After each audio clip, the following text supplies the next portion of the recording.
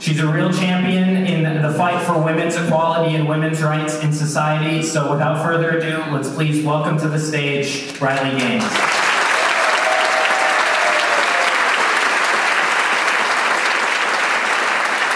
So I guess, Riley, I guess you've held events here at UC Berkeley, Princeton, Harvard, kind of all over the country.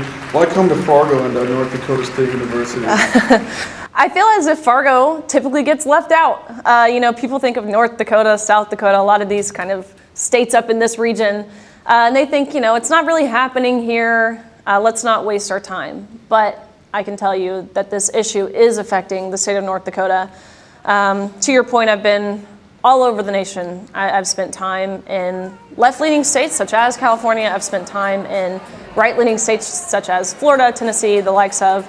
But I will tell you one commonality that I've seen across the nation is just how well received the message is. Riley Gaines is a leader in the space at defending women's single-sex spaces. She advocates for women's safety, privacy, and equal opportunity. This is not a position that I want to be in. Of course not. Who would want to be fighting for this? It's just trying to reach that very small fringe minority who seems to have a lot of power, who seems to control a lot in terms of representation and policies in place. That's who ultimately we're trying to get to understand that allowing men into women's sports is harmful, it's unfair, it affects our privacy in areas of undressing, it affects our safety in sports that require physical contact, ultimately all adversely affecting women. And let me just say, I got to personally witness and really feel the effect that this infringement, or what I would call an injustice, had on myself and my teammates and my competitors. I'm not against anyone at all, ever.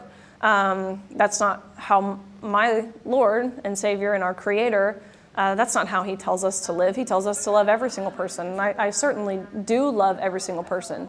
But what I'm not going to stand for is my rights being trampled on. So understand the stance that I have taken these past 2 years or so is very much pro-woman.